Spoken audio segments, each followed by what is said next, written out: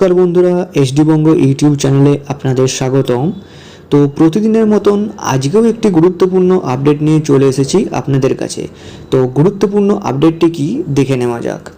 সম্প্রতি সাধারণ মানুষের মনে বড় প্রশ্ন দেখা দিয়েছে, আবেদনপত্রের সব তথ্য যদি নির্ভুলভাবে দেওয়া না যায় তবে কি টাকা পাওয়া যাবে না। এই বিষয়ে নবান্ন এবং সংশ্লিষ্ট দপ্তর থেকে এক গুরুত্বপূর্ণ আপডেট উঠে এসেছে। লক্ষ্মীর ভাণ্ডার উপভোক্তাদের জন্য স্বস্তি। নবান্ন সূত্রে সবথেকে বড় যে আপডেটটি পাওয়া গিয়েছে তা হলো, যারা আগে থেকেই লক্ষ্মীর ভাণ্ডার প্রকল্পের সুবিধা পাচ্ছিলেন তাদের জন্য আবেদনপত্রের কোনো জটিলতা নেই।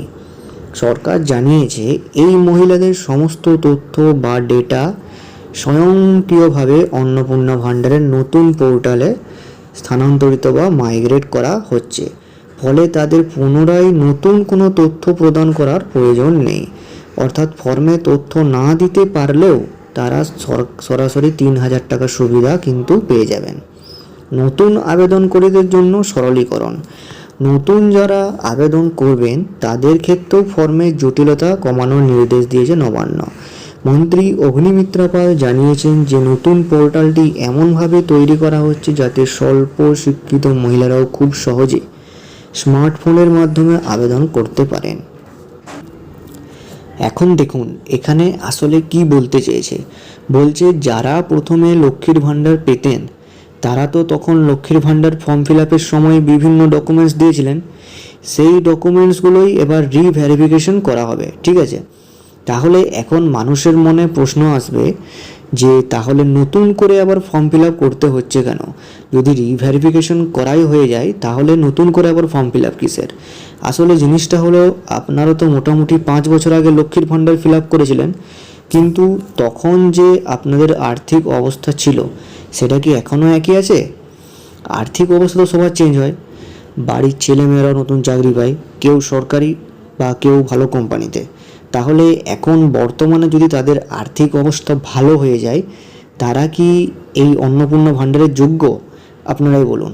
এখন পাওয়াটা হচ্ছে ভুল নয়, কিন্তু আপনার পাওয়ার জন্য যদি অন্য কোনো গরিব মানুষ যে অ্যাকচুয়ালি পাওয়ার যোগ্য সে যদি বাদ পড়ে যায় তাহলে তো ব্যাপারটা খারাপ বোঝায়, তাই না? তো সেটা উচিত নয়। তাই পুরনোদেরও ফর্ম ফিল আপ করানো হচ্ছে যাতে তাদের বর্তমান আর্থিক অবস্থাটা বোঝা যায়। ঠিক আছে, যে তাদের বর্তমান আর্থিক অবস্থাটা কীরকম। তবে পুরনো ভোক্তাদের অত কড়াকড়ি নেই, সব ডকুমেন্ট না দিলেও মোটামুটি একটা ফর্ম ফিল আপ করলেই কোনো অসুবিধা হবে না, যারা পাবার ঠিক পেয়ে যাবেন, এমনটাই বলেছে কাল সরকার। তবে নতুনদের কিন্তু A to Z সব ডিটেলস দিয়ে ফর্ম ফিল আপ করতে হবে। তো এই বিষয়ে আপনার কি মতামত কমেন্ট করে বলবেন। আচ্ছা, এরপর কি বলছে দেখে নেওয়া যাক। ফর্মে অনেক সময় কারিগরি কারণে সব তথ্য আপলোড করা সম্ভব হয় না। নবান্ন জানিয়েছে আবেদনকারীর প্রাথমিক কিছু তথ্য সঠিক থাকলেই তার আবেদনটি যাচাইয়ের জন্য গ্রহণ করা হবে। কোন তথ্যগুলো তাহলে বাধ্যতামূলক? সব তথ্য না দিলেও চলবে, এই অর্থ এই নয় যে পরিচয়পত্র ছাড়াও আবেদন করা যাবে। আবেদন প্রক্রিয়া সম্পূর্ণ করতে এবং টাকা পেতে নিচের তথ্যগুলি আবশ্যিক। আচ্ছা, দেখে নেওয়া যাক কী কী তথ্যগুলো দিতে বলেছে। ব্যাংক অ্যাকাউন্ট ও ডিবিটি। টাকা সরাসরি অ্যাকাউন্টে পাঠাতে ব্যাংক অ্যাকাউন্টের সাথে আবার আধার লিঙ্ক এবং ডিবিটি সক্রিয় থাকা বাধ্যতামূলক। 2 নম্বর কি বলছে? আধার ও ভোটার আইডি। পরিচয় ও স্থায়ী ঠিকানার প্রমাণ হিসেবে আধার কার্ড এবং ভোটার কার্ডের তথ্য অবশ্যই থাকতে হবে। 3 নম্বর বলছে সোশ্যাল ইনক্লুশন রেজিস্টার, মানে SIR কথা বলছে।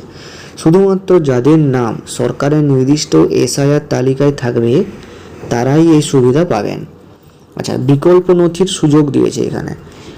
আগে অনেক ক্ষেত্রে স্বাস্থ্যসাথী কার্ড ছাড়া আবেদন করা যেত না, কিন্তু নতুন আপডেটে ইঙ্গিত দেওয়া হয়েছে যে যদি কারো কাছে এই কার্ড না থাকে তবে সরকার বিকল্প পরিচয়পত্র পদ্ধতি ঘোষণা করতে পারে যাতে যোগ্য কেউ বঞ্চিত না হয়।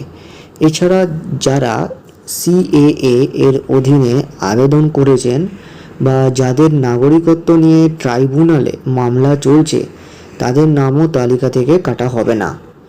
নবান্নের এই নয়া পদক্ষেপের মূল লক্ষ্য হলো আবেদনের জটিলতা কমিয়ে প্রতিটি যোগ্য মহিলার কাছে আর্থিক সহায়তা পৌঁছে দেওয়া। তবে অন্নপূর্ণা ভাণ্ডারের কিস্তি নিশ্চিত করতে উপভোক্তাদের অবশ্যই তাদের ব্যাংক কেওয়াইসি স্ট্যাটাস এবং আধার ম্যাপিং পরীক্ষা করে নেওয়া উচিত। তো বন্ধুরা, ভিডিওটি এই পর্যন্তই। ভিডিওটি ভালো লাগলে অবশ্যই একটি লাইক করবেন, আর এই রকম নিত্য নতুন গুরুত্বপূর্ণ আপডেট পেতে চ্যানেলটি সাবস্ক্রাইব করবেন। ধন্যবাদ।